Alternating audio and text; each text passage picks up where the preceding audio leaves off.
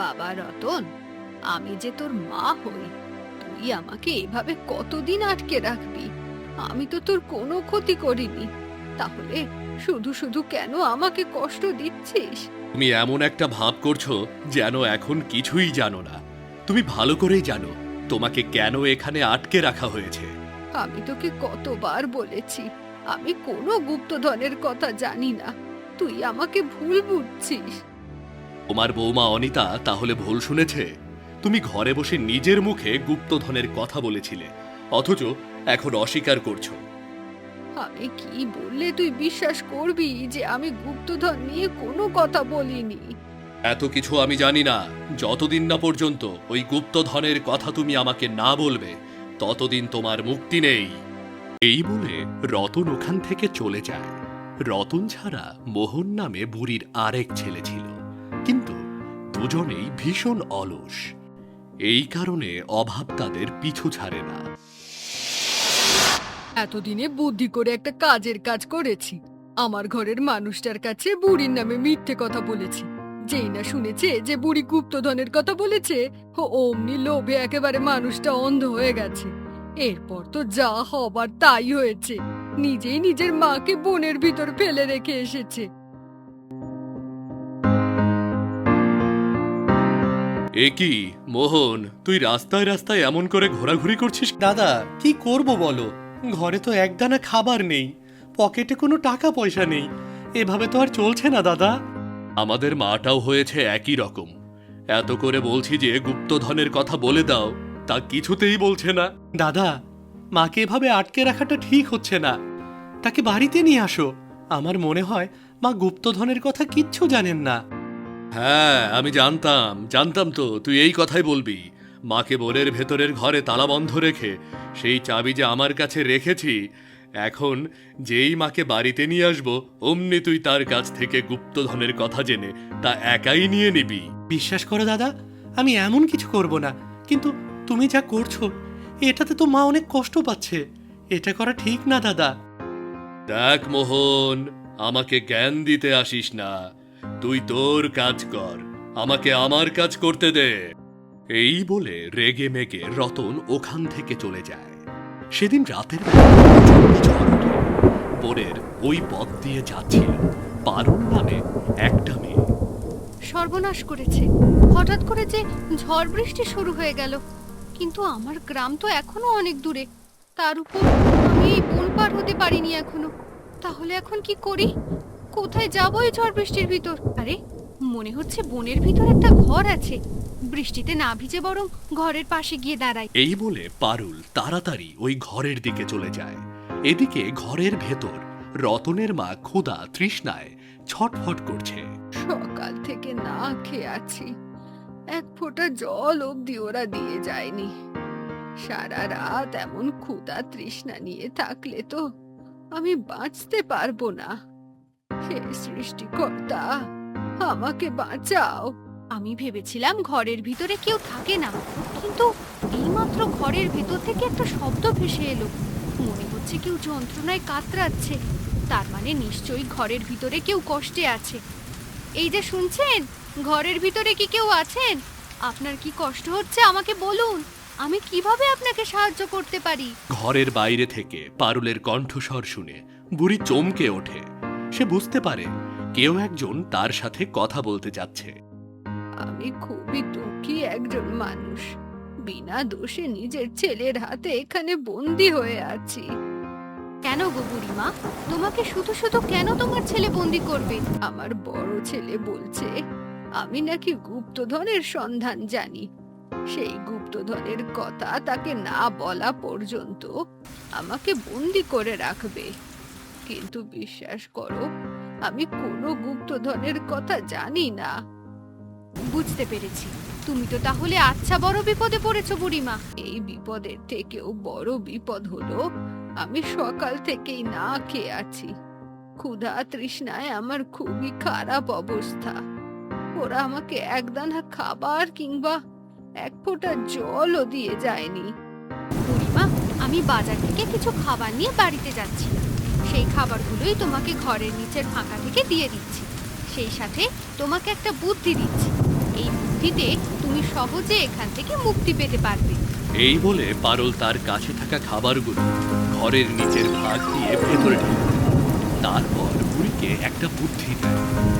সত্যি মেয়ে, তোর তো অনেক বুদ্ধি, তবে তোর এই বুদ্ধিতে আমি মুক্তি পেয়েছি কিনা সেটা কিছুদিন পরে এসে দেখে যাস কিন্তু।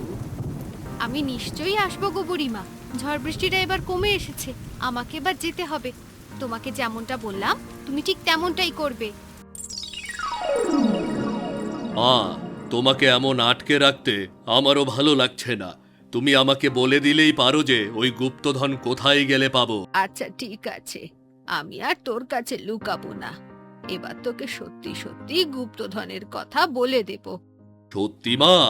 সত্যি তুমি আমাকে গুপ্তধনের সন্ধান দেবে? তাহলে আর দেরি করছো কেন? তাড়াতাড়ি বলো, কোথায় গেলে পাবো সেই গুপ্তধন? উত্তরে আমাদের যে পাথুরে জমিটা আছে, ওই জমির সব পাথর সরিয়ে জমিটাকে খুললে গুপ্তধন পাওয়া যাবে। ঠিক আছে মা, আমি এক্ষুনি কাজে লেগে পড়ছি। তবে গুপ্তধন হাতে না পাওয়া পর্যন্ত তোমাকে এই ঘরেই থাকতে হবে। এই বলে রতন তাড়াতাড়ি বাড়িতে ফিরে আসে। বাড়ি এসেই ঝটপট ঘরের ভেতর থেকে কোদাল বের করে। হঠাৎ রতনকে এমন অস্থির অবস্থায় দেখে তার স্ত্রী অনিতা ভীষণ অবাক হয়। কি গো, তোমার কি হয়েছে বলো তো? সকাল সকাল এমন ছোটাছুটি করছো কেন? আরে আমি কি আর এমনি এমনি ছোটাছুটি করছি? মা অবশেষে আমাকে গুপ্তধনের সন্ধান দিয়েছে গো। কি বলছো তুমি এসব? তার মানে সত্যি সত্যি সেই গুপ্তধনের সন্ধান জানতো? তা না হলে আমি কি আর বলছি কেন? আমি এক্ষুনি গুপ্তধনের সন্ধানে যাচ্ছি। দাদা, আমাকেও তোমার সাথে নিয়ে চলো না। আমিও তোমাকে গুপ্তধনের সন্ধান করতে সাহায্য করব। ওসব আর হচ্ছে না মোহন। আমি কষ্ট করে মায়ের কাছ থেকে গুপ্তধনের খবর বের করেছি, তাই সব গুপ্তধন আমার। এই বলে রতন কোদাল নিয়ে তাড়াতাড়ি হেঁটে বাড়ি থেকে বেরিয়ে যায়। এদিকে অনিতা কিছু একটা হিসাব যেন কিছুতেই মিলাতে পারছে না। আমি তো বুড়ির নামে মিথ্যে কথা বলেছিলাম যে সে গুপ্তধনের কথা বলেছে, কিন্তু এখন তো দেখছি আমার মিথ্যে কথাই সত্যি হয়ে গেল। সত্যি এতদিন তাহলে ওই বুড়ি আমাদের কাছ থেকে গুপ্তধনের কথা লুকিয়েছিল। যাক, সে যা হবার হয়েছে, দেরিতে হলেও এবার তো আমরা গুপ্তধন পেয়ে যাব। এদিকে সকাল থেকে দুপুর পর্যন্ত হাড় ভাঙা পরিশ্রম করে জমির সব পাথর তুলে ফেলে রতন। রোদের প্রচন্ড তাপেও সে থেমে না থেকে আবার জমি খুঁড়তে শুরু করে। কি রতন, আমি কি দেখছি?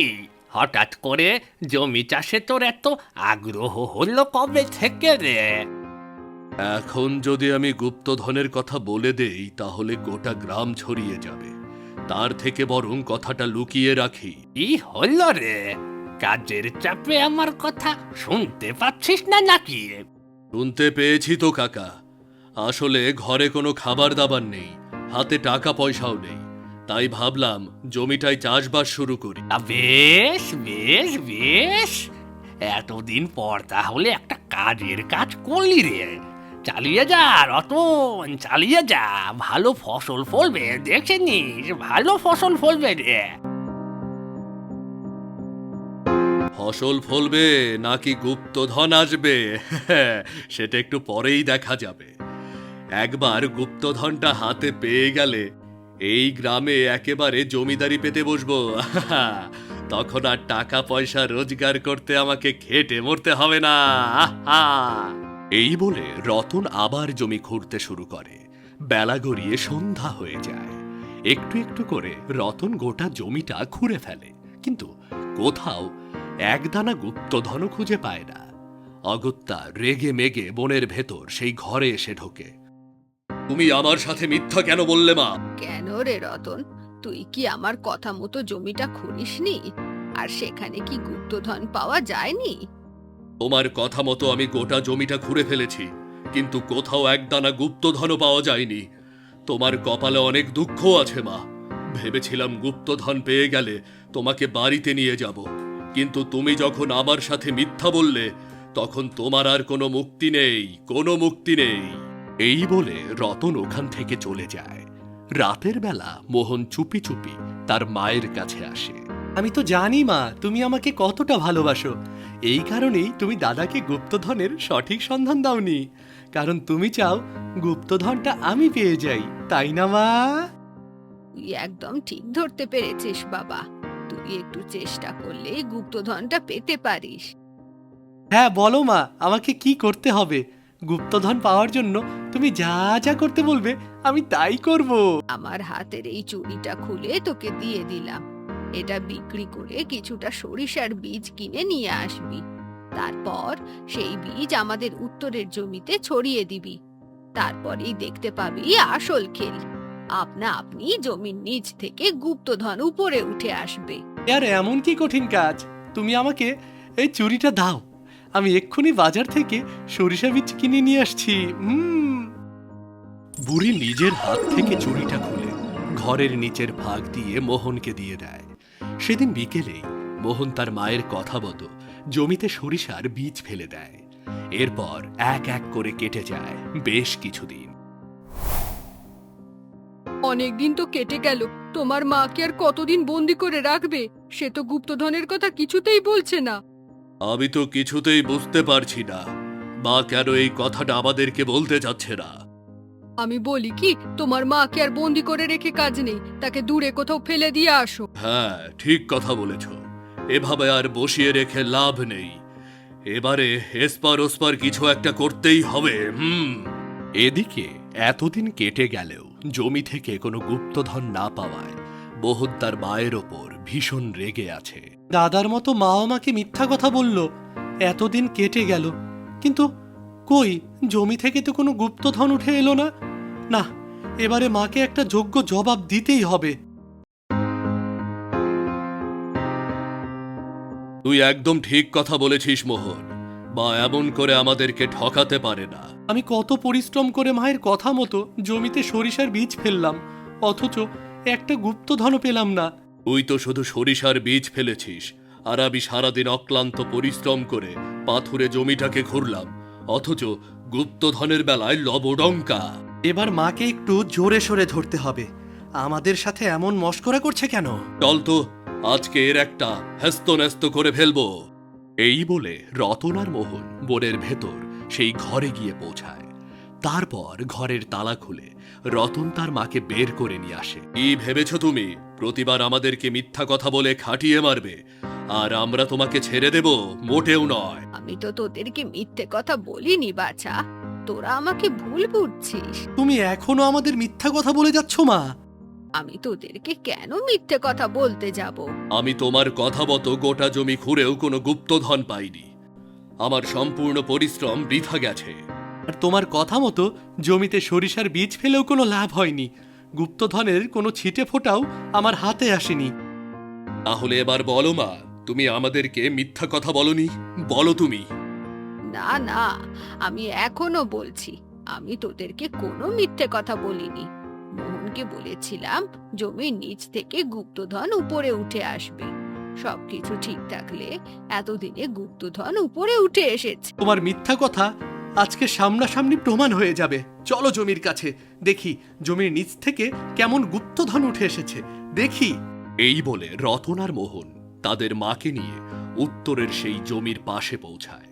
সেখানে পৌঁছাতেই দেখতে পায় গোটা জমি হলুদ সরিষা গাছে ভর্তি হয়ে আছে। নাও এবার দেখাও তো দেখি কোথায় গুপ্তধন দেখা যাচ্ছে। আমি তো গোটা জমি ভর্তি গুপ্তধন দেখতে পাচ্ছি। কেন, তোরা দেখতে পাচ্ছিস না? দাদা, মনে হচ্ছে এবার তোমার কথা মতোই মাকে দূরে কোথাও ফেলে রেখে আসতে হবে। মা আমাদের সাথে ক্রমাগত মিথ্যা কথা বলেই যাচ্ছে। আপনাদের মা একটাও মিথ্যা কথা বলছে না। সত্যিই তো গোটা জমি গুপ্তধনে ভর্তি হয়ে আছে, আমি তো স্পষ্ট দেখতে পাচ্ছি। তুমি এসেছো মা, আমি জানতাম তুমি আসবে। দেখো না, ওরা কেউ আমার কথা বিশ্বাসই করছে না। এই জমির কোথায় গুপ্তধন দেখা যাচ্ছে? আমি তো কিছুই বুঝতে পারছি না। আমরা তো দেখতে পাচ্ছি না, তুমি কিভাবে দেখতে পাও? এই যে দাদা, এবারে তুমি বলো তো, এই গোটা জমির সরিষা কত টাকায় বিক্রি করা যাবে? আমি যদি গোটা জমির সরিষা কিনি তো আমি মোট 10,000 টাকা দিতে রাজি আছি। কি বলছো এসব? একেবারে 10,000 টাকা? তাহলে বুঝতে পারলি তো, সত্যি সত্যি আমার কথা মতো জমি থেকে গুপ্তধন উঠে এসেছে কিনা। সত্যিই তো, এভাবে পরিশ্রম করে যে এত টাকা রোজগার করা যায় এ তো আমরা আগে জানতাম না। সেদিন রাতে পারুল আমাকে এই বুদ্ধিটাই দিয়েছিল, যাতে আমি মুক্তি পেতে পারি, সেই সাথে তোদেরকেও পথে আনতে পারি। এ তুমি মেয়ে, তুমি তো আমাদের চোখ খুলে দিয়েছো। আমি পারুল, অনেক দূরের গ্রামে আমার বাড়ি। আপন বলতে আমার কেউ নেই। নিজে পরিশ্রম করে রোজগার করি, আর সেই টাকা দিয়েই আমার পেট চলে। পারুল, তোমার বুদ্ধি আর বিচক্ষণতা দেখে আমি মুগ্ধ হয়ে গেছি। আমি তোমাকে আমার ছোট ছেলে মোহনের বউ করে ঘরে তুলে নিতে চাই। ওদের সংসারটা গোছাতে তোমার মতো বুদ্ধিমতী মেয়েকেই দরকার। পারুল আর বুড়ির কথা ফেলতে পারল না। মোহন আর রতন মায়ের কাছে নিজেদের ভুল স্বীকার করল। তারপর পারুলকে বিয়ে করে মহা ধুমধামের সাথে বুড়ি ও পারুলকে একসাথে ঘরে তুলে নিল। বুদ্ধিমতী পারুলের ছোঁয়া পেয়ে ওদের সংসার কয়েকদিনের ভেতরেই পাল্টে যায়।